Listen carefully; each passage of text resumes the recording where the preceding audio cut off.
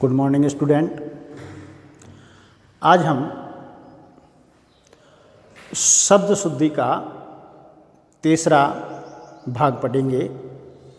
पहले हमने दो भाग पढ़ लिए हैं, पहला और दूसरा, जिसमें संधि से संबंधित हमने अशुद्धियाँ पढ़ी थी। आज हम प्रत्यय से संबंधित किस प्रकार से अशुद्धियाँ हो जाती हैं, जैसे ही इक प्रत्यय लगता है तो शब्द में परिवर्तन कैसे हो जाता है, उसका जिक्र करेंगे। इक प्रत्यय संबंधी अशुद्धियाँ। हमारा यहाँ शब्द हैं आध्यात्मिक। क्या है? आध्यात्मिक। इसमें इक प्रत्यय जो हैं वह जुड़ा हुआ है। कौन सा है? इक प्रत्यय। इक प्रत्यय जैसे ही इसमें जुड़ेगा तो ये शब्द के मूल अक्षर में, प्रारंभिक अक्षर में बदलाव करेगा। क्या करेगा? प्रारंभिक अक्षर में यह बदलाव करेगा। तो जैसे ही इसने अध्यात्म में आध्यात्मिक बना जैसे शब्द वह, और इक प्रत्यय इसमें जुड़ गया तो वह आध्यात्मिक से आध्यात्मिक हो गया। मूल शब्द क्या था? अध्यात्म। इसमें एक प्रत्यय जुड़ा तो वह आध्यात्मिक बना। लेकिन इक प्रत्यय के प्रभाव के कारण ये जो अ था, अध्यात्म में यह अ जो था वह क्या हो गया है? आ हो गया है। हम इसी प्रकार के कुछ और उदाहरण इसमें पढ़ेंगे। जैसे अनुपातिक। अनुपात में एक प्रत्यय लगा तो ये आनुपातिक हो गया। क्या हुआ? आनुपातिक। जैसे ही इस अनुपात में एक प्रत्यय जुड़ा तो ये अ जो है वह आ बन गया। किसके प्रभाव से? एक प्रत्यय के प्रभाव से। उसी प्रकार से प्रमाणिक। प्रमाण मूल शब्द है और इसमें हमने इक प्रत्यय लगाया तो ये प्रमाणिक न होकर के प्रामाणिक हो जाता है। क्या हो जाता है? प्रामाणिक हो जाता है। तो ये जो शब्द हैं हमारे, आध्यात्मिक गलत हो जाता है, अनुपातिक गलत हो जाता है और प्रमाणिक गलत हो जाता है। इसकी जगह आध्यात्मिक सही हो जाता है, आनुपातिक सही हो जाता है और प्रामाणिक सही हो जाता है। फिर देखिए कि एक शब्द मैंने लिया है प्रामाणिक। प्रमाणीकरण। क्या शब्द है? प्रमाणीकरण। अब इसमें प्रमाणिक में करण प्रत्यय जोड़ेंगे। क्या जोड़ेंगे? करण प्रत्यय। तब यह करण प्रत्यय जो है बदलाव करेगा। किसमें करेगा? ये करेगा, इस आ को क्या कर देगा? अ में बदल देगा। तो प्रा की जगह क्या हो जाएगा? प्र हो जाएगा और यह प्रमाणीकरण हो जाएगा। प्रामाणिककरण नहीं होगा, ये प्रमाणीकरण हो जाएगा। इस प्रकार से कुछ बदलाव हो जाते हैं। जैसे संविधानिक। क्या शब्द हैं? संविधान शब्द हैं। इसमें एक प्रत्यय लगा तब हमने पढ़ा कि एक प्रत्यय पहले वर्ण में बदलाव करेगा तो ये स की जगह साविधानिक हो जाएगा। उसी प्रकार से यह जो है संविधानिक में संवैधानिक हो जाएगा।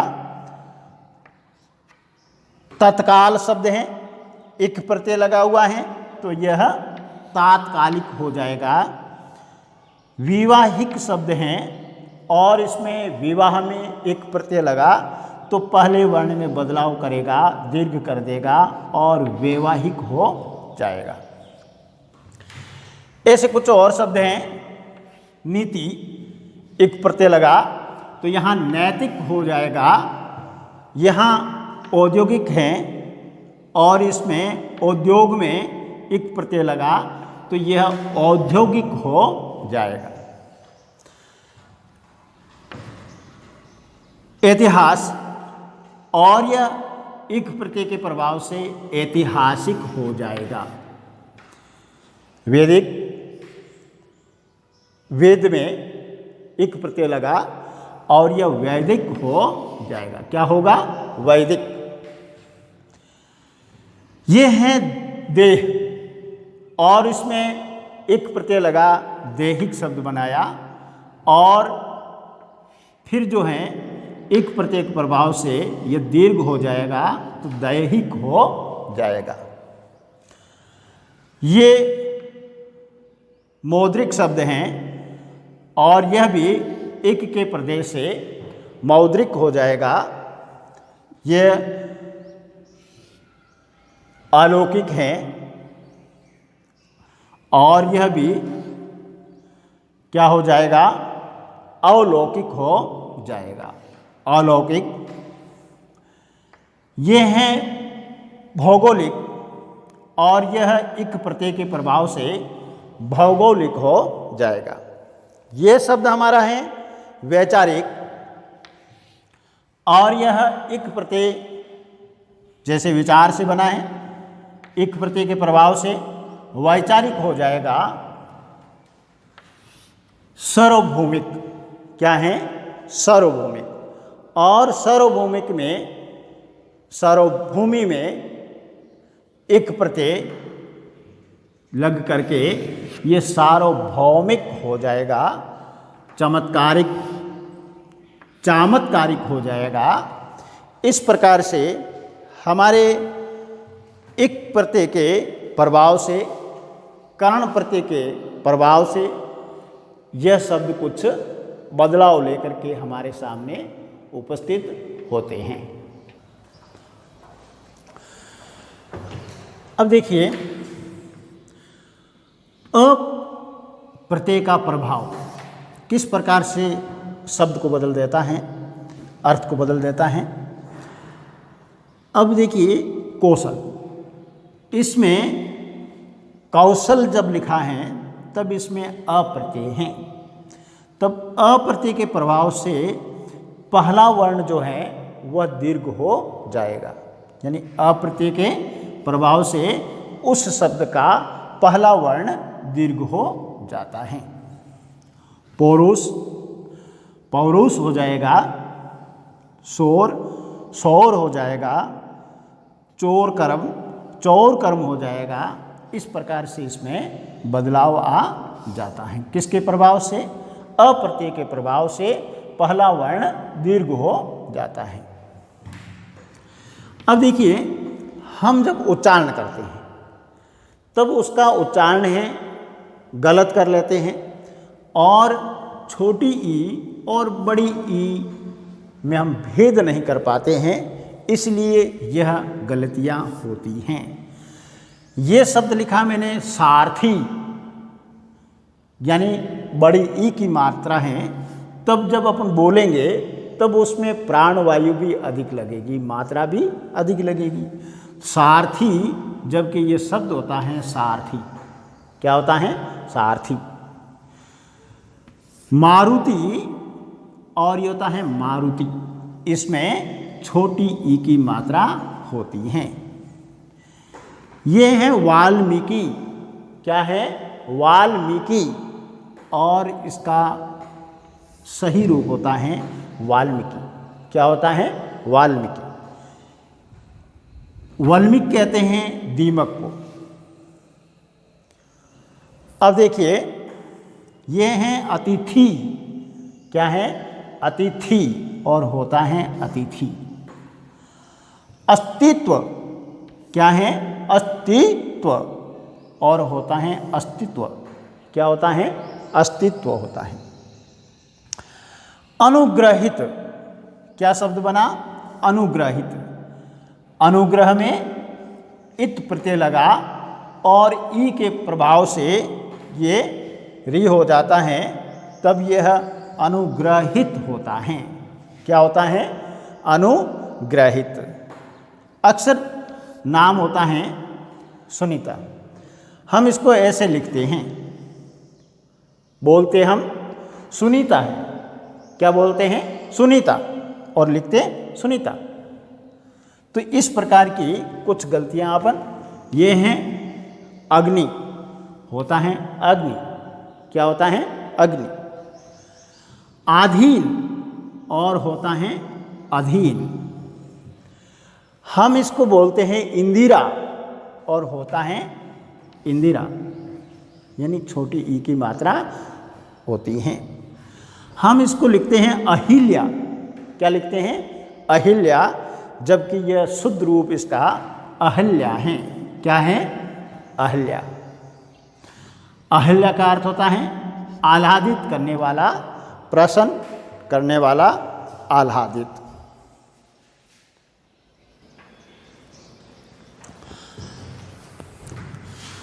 कुछ शब्द जो हैं यह प्रत्यय के प्रभाव से भी हमारे अशुद्ध हो जाते हैं। जैसे महात्म्य, क्या है? इसमें यह प्रत्यय लगा हुआ है, और यह प्रत्यय जैसे ही लगेगा तो ये पहले वर्ण में कुछ बदलाव करेगा, जैसे महात्म्य हो जाएगा। क्या होगा? महात्म्य। महात्मा धन यह जुड़ा है, तो यह शब्द इस प्रकार से बना है और यह के प्रभाव से माँ हो जाता है, महात्म्य होगा। व्यंग अपन लिखते हैं तो जैसे ही यह प्रत्यय लगा तो ये ग जो है हलंत हो जाएगा और व्यंगी हो जाएगा। दंत में भी दंत्य हो जाएगा। यहाँ देखिए कृत कृत्य, यहाँ यह प्रत्यय लगा तब यह कृत्य कृत्य जो था वह कृत कृत्य हो जाता है। ये शुद्ध है, ये गलत है। फिर हमारा शब्द आता है गणमान्य। ये शब्द क्या है? गणमान्य। ये हमारा गणमान्य अशुद्ध है, ये होगा गण्यमान्य। क्या है? गण्यमान्य। फिर हमारा शब्द है सानिध्य। क्या है? सानिध्य। तो यहाँ जो है सानिध्य, यह के प्रभाव से अनुस्वर भी लग जाएगा, पंचम वर्ण न और जुड़ जाएगा और हो जाएगा सानिध्य। क्या होगा? सानिध्य। याज्ञवल्क, क्या शब्द है? याज्ञवल्क। अब इसमें यह प्रत्यय जब जुड़ेगा तो याज्ञवल्क्य हो जाएगा। क्या होगा? याज्ञवल्क्य हो जाएगा।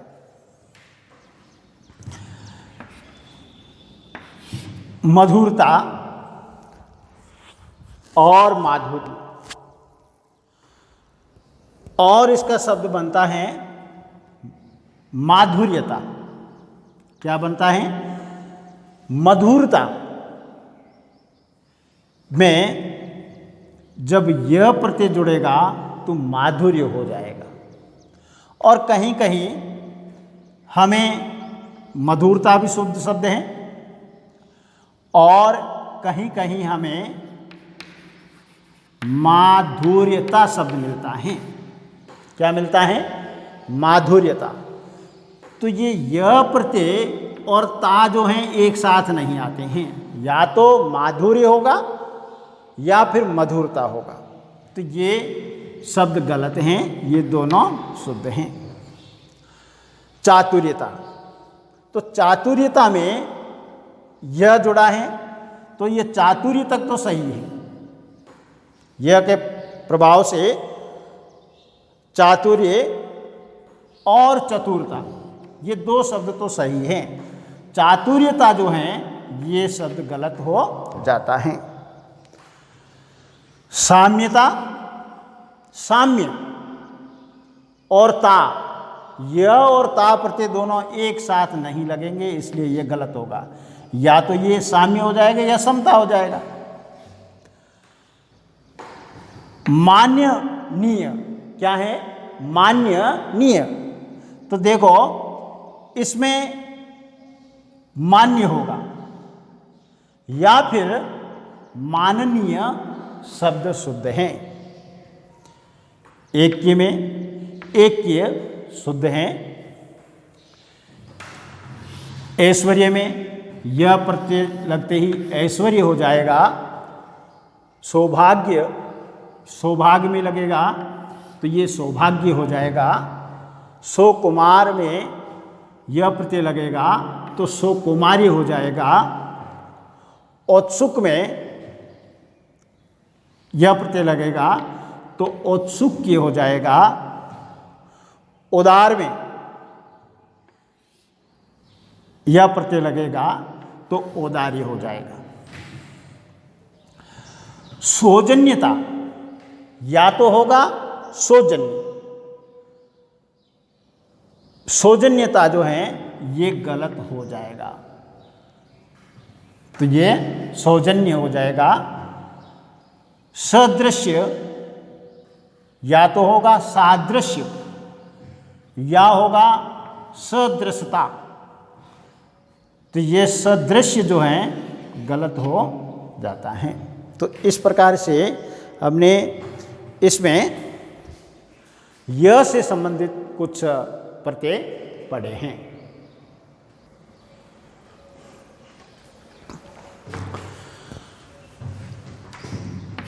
इन्हीं प्रत्यय संबंधी अशुद्धियाँ, कि कुछ हम अशुद्धियाँ कौन से प्रत्यय से कर लेते हैं? इन्हीं से। जैसे ये शब्द है हमारा भुजंगनी, क्या है? भुजंगनी। लेकिन इसमें यदि अपन इन्हीं प्रत्यय लगाएंगे तो भुजंगिनी होगा। क्या होगा? भुजंगिनी होगा। उसी प्रकार से हस्तनी जो है उस पे अपन इन्हीं प्रत्यय लगाएंगे तो वह हस्तिनी होगा। क्या होगा? हस्तिनी।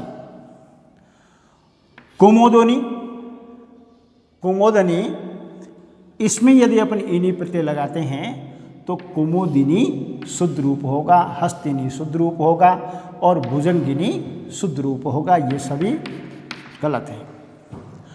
कमलनी, अब इसमें इन्हीं प्रत्यय लगाकर हम इसको शुद्ध करेंगे तो कमलिनी शुद्ध होगा, कमलिनी गलत होगा।